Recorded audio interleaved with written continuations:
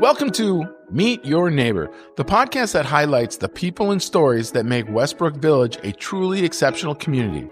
I'm your host, Steve Marilla, local realtor, neighbor, and proud member of this vibrant community. Each episode, we sit down with residents to learn about their careers, life experiences, and what brought them to Westbrook Village. It's a chance to connect, share, and celebrate the unique journeys that shape our neighborhood. Thanks for tuning in. And now, let's meet your neighbor. Today, we're honored to introduce Donna Musech, our extraordinary neighbor at Westbrook Village. Born and raised in Minnesota, Donna's 91 years are filled with stories of style, enterprise, and adventure. As a pioneering fashion purchaser, she's traveled to New York City over 200 times, each trip making a chapter in her exceptional career. From the department stores of Minneapolis to the bustling showrooms of Manhattan, Donna's journey gives us a rare glimpse into the world of fashion through the eyes of a professional. Now let's meet your neighbor. Hello, Donna. Hello, Steve. How are you today? I am great, and I'm so excited to be invited to be on your podcast. Well, this is quite an honor. You're kind of a celebrity in our little world because not really. If I'm doing what you're doing when I'm 91, 71 maybe. I hope to have your longevity for sure. Well, I'm a very fortunate person. I'll have to say that. Yeah. Well, one thing is compliments on your huge closet. The only one in Westbrook that's that big. I assure you. Man, it goes on and on. So whenever Donna's house goes on the market someday, hopefully it never does, but you're going to have a treat when you see this home. So, Thank you. Wow, we got some real estate in. That's funny. Well, let's start with your life. Where do you want to start? Well, as you and I have talked about, I was born in 1934, so I just had my 91st birthday yesterday, and I am a little worn out from all the partying, but other than that, I'm fine. But in 1934, my mother was 16 years old, and she and my father were divorced a year later, so I was primarily raised by my grandparents. Okay. And we lived on a farm in Minnesota, and right out of a small town of 5,000 people. And there was no running water and there was no electricity in most of the homes. And so I had a very, very humble beginning. And when I say no running water, remember that's complete with outhouse. Oh, right. And so would you go pump the water? There was a pump in the kitchen. Oh, okay. I remember that when I was a little girl. Yes. And and my grandmother used to tell me stories about the First World War and what she called the black influenza, where her sister died, and it was quite a history there when I think back on it. And as I say, I was with them up until I was maybe in first grade. Started in a country school. There were 2 of us in first grade, but there were 8 grades there and maybe 25 kids. But then 1941, we moved to Minneapolis, or in 1940, and that, of course, Pearl Harbor, I remember that because I was 6.5 years old. Oh, wow. And my stepfather at that time, he worked at a munitions plant called Northern Pump in Minneapolis. And we lived there in Minneapolis during the war. And then in 1945, when it was over, I remember when Franklin Delano Roosevelt died. A lot of old memories. Yeah. Well, let me ask you so how old were you when Pearl Harbor hit? 6.5. 6.5. And did you hear about it at school or over the radio? We had a radio at our house. We lived in Litchfield at that time, Litchfield, Minnesota. That was the town that was about 10 miles away from where my grandparents' farm was at that time. So we came back there, and I remember that very, very well. That had to be just everybody in town is talking about it. Everybody in the country. I mean, nowadays there's so much news, but when something like that happens at that time when you're waiting to hear, you're probably hearing about it. You're not hearing about it instantly like you do now. No, you are very correct. Yeah, that had to be different than how we hear the news today, for sure. Yes. Yeah. Different times. But we remained in the Litchfield area there, and I graduated high school in 1951. Okay. And I was just 17, and of course, like a lot of the girls did in my class, we all got married that summer. Okay. And there were very few that went on to college, and it never even occurred to my parents that I, should go to college. Although I had been, academically, I had done very well. Sure. So married at 17, and I was married until let's see, we were divorced in 1967. And by Okay. then I had 5 children. I'd Oh, been a wow. farmer's wife, and we had running water and electricity by then. Thank you. But anyway, I had the 5 kids, and I was working full time at the hospital because of financial needs. And I finally decided that maybe it was time to make my life go a different lifestyle. Different lifestyle. Yeah. The father to my children and I were divorced, and I Okay. moved to Minneapolis with all these kids. So all 5 kids, you moved to Minneapolis all alone. And the boys were like 14, 15 by then. Okay. As I say, we had been married over 15 years. Well, anyway, the point of it was they tended to want to be with their grandparents and work on the farm in the summer. But the 3 girls were, we were all in Minneapolis. Okay. And I had bought a home there. And I don't know how I managed that because I was working 2 jobs. But the point of the story is that it was a couple of years and I got into retail. I was a secretary at first and worked as a waitress and whatever to supplement my income. But I got into retail. Yep. And there I had an opportunity to buy after 4 years. I was managing stores for the retail company and started going to New York. And the transition from Litchfield to Minneapolis was huge. For it to come from a 5,000 people town and go to Minneapolis and find my way around. And when I think of how naive I was, I wonder how we ever survived. But going to New York was even a bigger change. And I made over 100 trips over the next 11 years for the company. And you get to New York and you look around and realize how poorly dressed you are. I think I had on a green polyester pantsuit.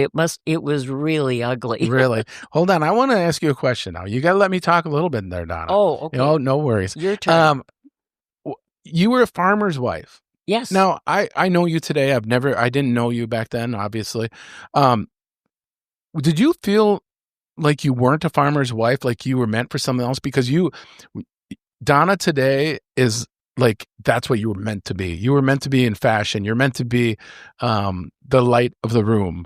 And you probably weren't that when you were a farmer's wife. Did you feel like I'm not getting what I need, or I'm not fulfilled because you are on the go? You like to throw parties. We're going to talk about all that, I'm sure. But and 100 trips to New York is a big deal, especially back then. So did you feel when you were in the role of a farmer's wife like you were missing something, or did it just feel like, oh, this is who I am? Or how did you feel? All of the above, Steve. Okay. I really was. I knew that I had to do something else other than stay in a small town. Yeah. But it took. I think it took knowing that financially I couldn't stay there in that small town. I couldn't support my family, so I had to get to where I could make more money. Right. And this, I think what I've told many people, I think as a person, and maybe many others are the same way, I had no idea that I had any talent whatsoever. But when I was a little girl, the first thing I remember doing was playing with paper dolls and making clothes for them. And that was way back before you could buy all these beautiful things that are in the stores now. Yeah. And of course, we didn't have money. It was the Depression.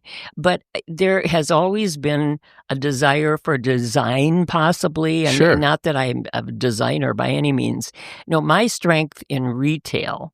And that took many years and a very good mentor in the bronze stores that I worked for. Yeah. And he had come from humble beginnings, and he was 20 years older than me, but he saw something in me that I didn't know I had. Sure. And it is not for design or even knowing what fashion is.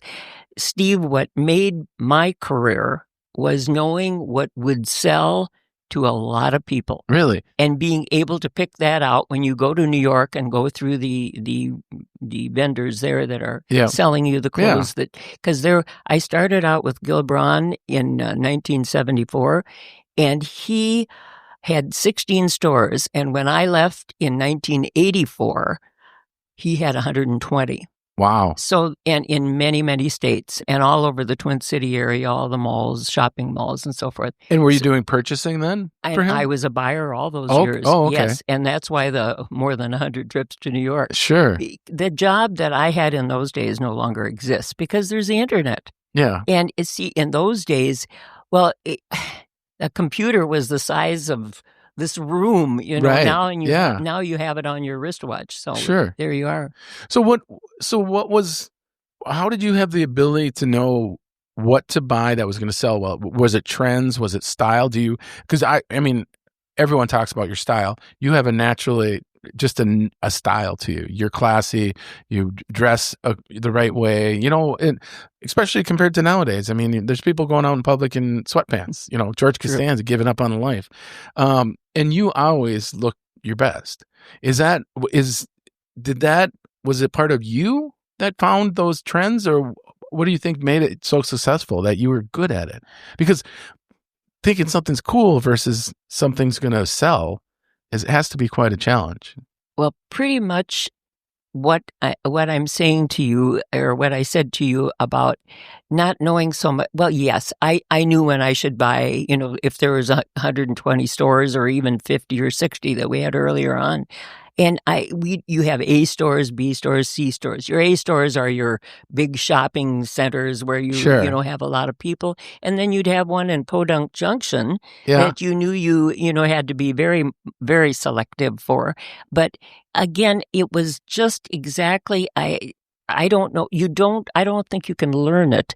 It's something you have to be born with, is to see things that are going to sell a lot of. Yeah. I had, and I'll try to make this short. We had in an outfit. In fact, it could be worn today. And remember, this is back in the 70s. Sure. And it was a corduroy outfit of all things.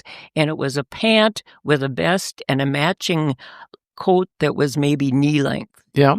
And we got it in the fall of the year, and I could see it was selling very well.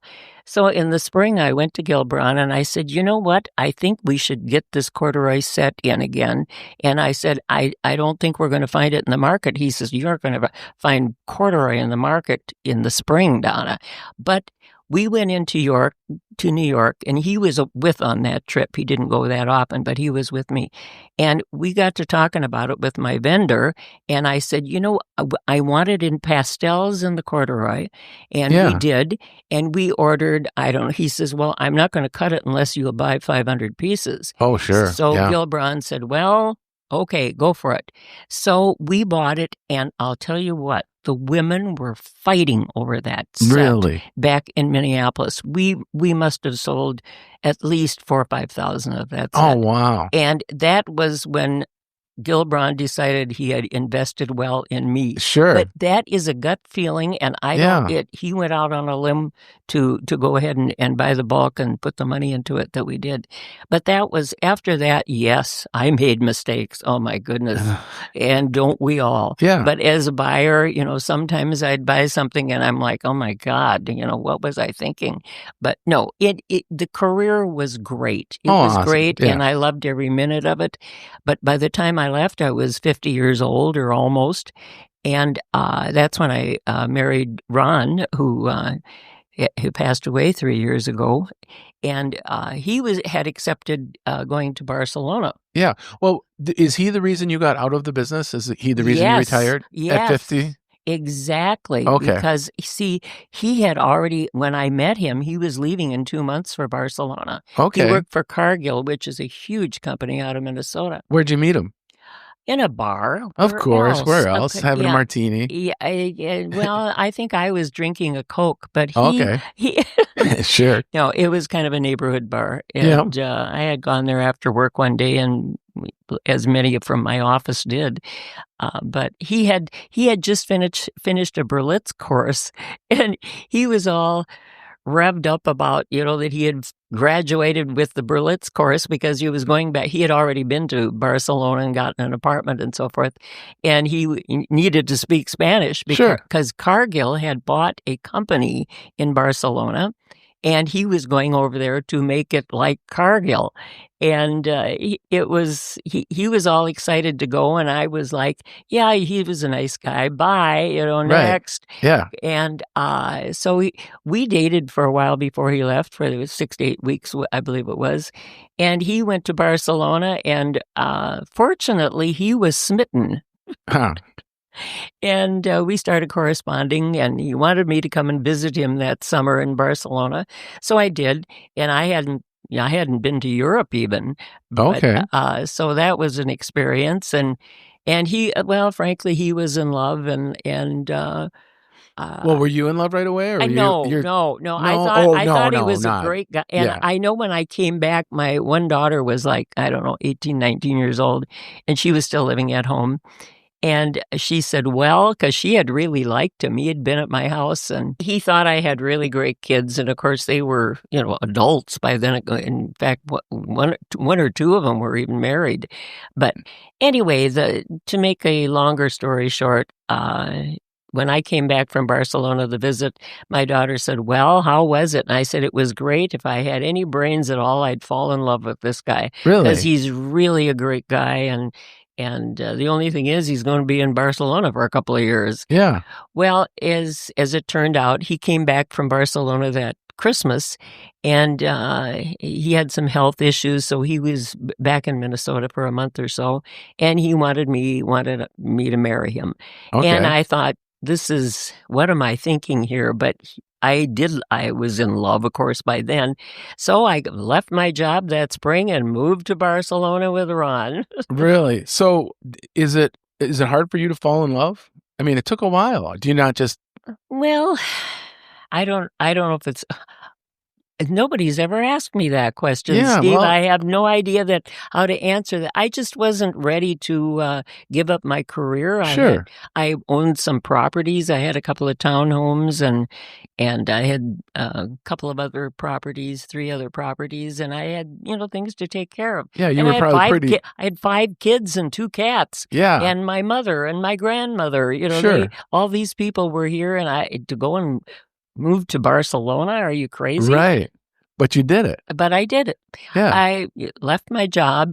As I say, I was going to be 50 that spring. We were married in January, and the company was changing. Yeah. And if I was 50, Gil Braun was in his 70s. Sure. And he was thinking to sell. Hey, sell the company. And a year later, he did sell the company after I left.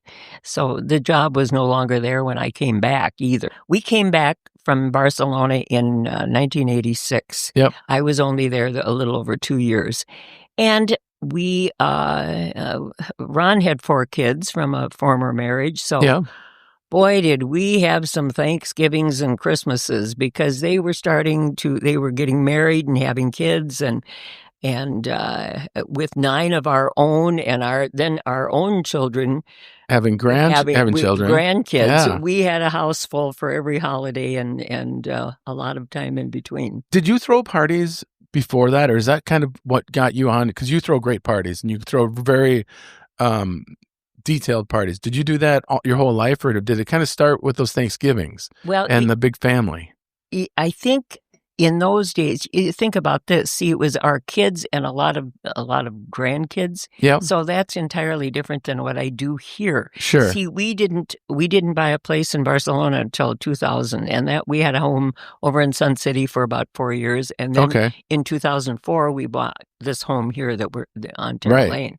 But no, I think that started more so in 2004, where I know what you're talking about. It's tablescapes that I do with a party. And I've had, over the years, we belonged to a wine club, and there were about 15, 16, 17 couples. And this was a lot of people here from Westbrook. Yeah. And it's no longer functioning because it was 21 years ago. Yeah. But we started having, we'd go to each other's home, and maybe that's when I started out with the tablescapes and entertaining more. And then on top of that, I really like to have dinner parties. I still do. And they're a little smaller. Yeah. Steve, you've been at my house where there's been like, anywhere from 30 to 50 people. Yeah. And I would do a Thanksgiving rehearsal. That started many years ago because for our friends one year, I had a wine tasting where we did, I said, gee, it's just a couple of weeks before Thanksgiving. How about if I do a turkey? Right. So that got to be almost an annual event that I would do Thanksgiving rehearsal a couple of weeks before Thanksgiving. And if I put out an invitation for that, it's going to happen because people clear their schedule because they seem to really like that. Yeah. And I've had, last year, I had my 90th birthday, and I had 50-some people here, but that was catered. I didn't cook for that, but I decorated. And my garage is famous for being cleared out. And one of the parties, I said to one of my friends, gosh, there's tables for, I think it was 18 out in the garage, because we were like over 40 people. And John went out there, this friend of mine, and he looked at it, he said, oh, you mean the executive dining room? So the garage became the executive dining room. Oh, nice. So that's my story, and I'm sticking to it. I've seen it as a stage. Who was it that came in and played? Is that a relative? Okay, was my, all right, my neighbors across the street, Rocky and Ann. Yeah. Rocky met it's my youngest daughter and her husband, and he's, I guess what you'd call semi-pro. He has a day job, but he has a band in Minnesota as well. They live in the metropolitan area there, or actually in Bloomington. And he's in this band, and they got to talking. Well, so they decided they were going to play their guitars and invite a few people over. And this was just last January. And as it turned out, my daughter, who is soon going to be 60 years old here, she got up and did her Mick Jagger imitation, and people have been clamoring ever since. Yeah, when are we going to have that garage band again? And I think we're going to plan one for next January. Yeah, I think you have to. I think what was fun is I said, a garage band in Westbrook, what's that going to be like? And it was amazing. It was really fun. Everyone was having a great time. Oh, and so little planning. It was like so spontaneous. And of course, the posse came to see what was going on. Yeah. It was pretty funny, but we had an awfully good time. Yeah, it's really fun. So your husband passed away. Yeah. And how did that affect your life here? Oh. Was that pretty difficult to get back into having the parties, or did you try and keep your spirits up by entertaining and seeing people? Well, I am extremely fortunate because I have a lot of friends and family. Yeah. And I have my oldest son lives in Sun City, he and his wife, and I think it doesn't get better when you lose your spouse. We have been married 38 years, and but he had been very ill. Okay. And for a long time, off and on. And the last year and a half or so, it was not good at all. And so it's difficult, and yet it was a blessing because there was nothing really left of who that man, the man I married, or the man he had been for the first 36 years of the marriage. So. Yeah, that's got to be hard to see when someone's full of life, and then when they start dealing with pain and things like that. We all hope to not go through it, but that's the way it goes. Yeah. Yes, it does. Yeah. So now you're back into the fashion industry. So didn't you mention you're doing still do some shows? Well, wait a second. We got to go back to Ron, because I remember a comment about when you first started doing shows here that he made to his golf buddies. Oh, this was, I had just turned 80, and we belonged to Union Hills Country Club for several years, and I was doing the shows over there, and we'd have a half a dozen shows a year, one from Dillard's and Coldwater Creek, Chico's, Shares over here on Bell, and some of the boutiques, and I'd organize it and get it all put together. Well, then things changed at Union Hills, so this was no longer a viable thing. Sure. And when when I was 80 years old, so now it's 11 years ago, I had done some modeling during my time over at Union Hills, especially, and before I came here. But anyway, Cher approached me, the owner's wife, or owner's mother, I should say, the original Cher, and she said, "Donna, you've modeled for us, and I know what you've done over at Union Hills. We need somebody to just do our shows." Sure. And they had a woman that had been doing it for 18 years, and she was not well. So when I was 80 years old and 11 years ago, I got a job. So I came home and I said, "Ron, you aren't going to believe this. I just got a job." And he said, "Well, thank goodness." So he goes over to his golfing buddies and says, "Well, my wife finally got a job so she can support me here so that I can keep golfing." And they just laughed at him, and made fun of Ron. They thought he was kidding, but he wasn't. No, I wasn't supporting him by any means, although I do get paid. But you had to feel pretty good at 80 years old, and you still got it, kid. I mean, come on. I just finished with 3 shows here now this early spring. Yeah. And I had 3 shows last November. And what are the shows? Okay.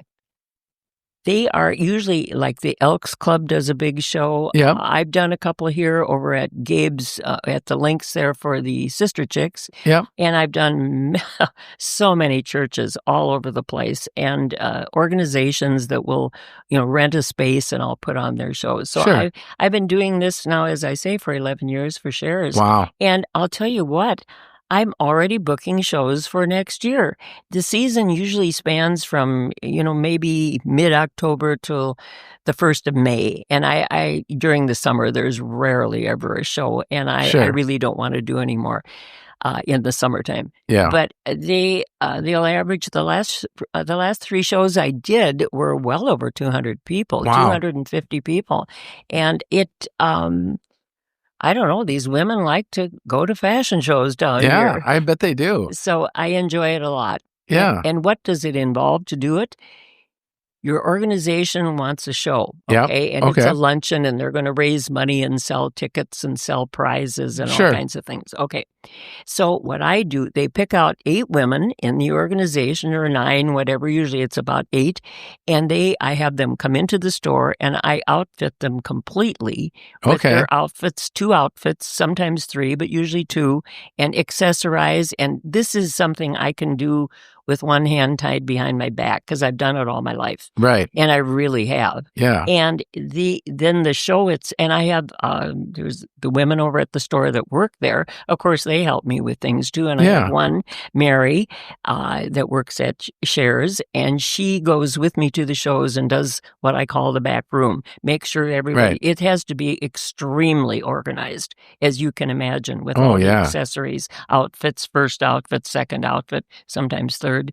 And the women, once they've done a show with me, they love it and they're very relaxed. But if they don't know what's happening, they're pretty nervous. Oh, I bet. And some of the models are great. And I found out something, Steve, that you know for sure. All right, let's see. With a show, I will interview the model. I don't just say, well, this is, such a price and blah, blah. Right. I got to keep the audience's attention. Sure. And in order to do that, I have to do something interesting or hopefully funny so that they are with me.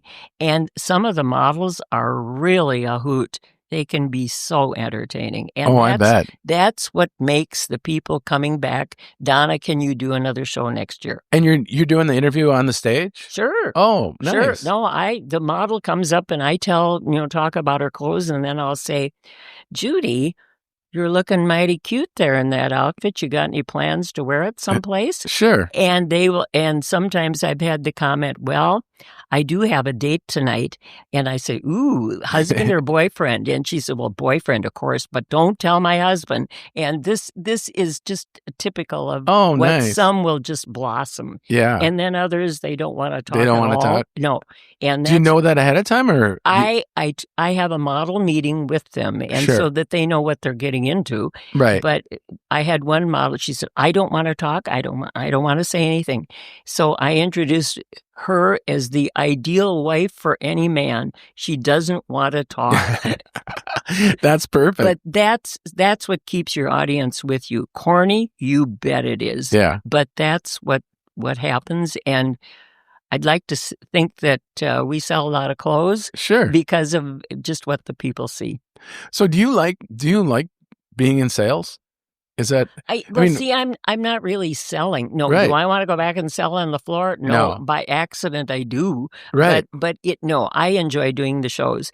And my boss, Jason Feinberg, that has shares, he gives me complete 100% whatever I want to do and when I want to do it and how I want to do it. Well, yeah, because you're making the money, of course. Well, I would like to think so. Yeah. But every year I say, do you want to continue with this, Jason? And he says, yes, I do. Go for it. So we just go ahead. That is awesome. Yeah. So we should do a podcast sometime right before one of your shows or something. Just to promote your show. Oh, that might not be a bad idea. That would be so fun. Yeah. I would love it. I would love it. Steve, I can just see you over at the store there when I'm outfitting the women, and you could. Oh, let me do a show. Yeah. Come on. I used to do stand-up, and I've emceed comedian shows. So yeah, I know how to keep them going in between. I think it takes a while though. I've been out of the circuit, so if I could get my chops back, I'd love to. Oh, that'd be fun. I have an idea. You and I would be absolutely dangerous. Oh yeah, but don't. I'm going to stay married, so don't make a move. Oh, not that way. Oh, I mean entertainment-wise. Entertainment-wise, okay, fine. Yes. Well, we're at the end of an episode again. They go by faster than I ever think they are, but boy, I really want to, because I know we skimmed over the surface, and I know we can dig deeper on your life. But maybe we do that through some podcast about your new career at 80 and now 91, still going. You've had a job longer since 80 than I've ever had. So that's pretty good. So, well, I really appreciate the conversation. Well, just as you said, this went by very quickly, and it certainly was painless. And I appreciate your interest, and thank you so much for having me. I can't wait for people to hear your story. Thank you very much. You have a great rest of your day. And you too. Thank you for listening to the Meet Your Neighbor podcast. If you enjoyed today's conversation, be sure to subscribe so you never miss an episode. And feel free to share this podcast with your friends and fellow neighbors. Until next time, take care and keep connecting.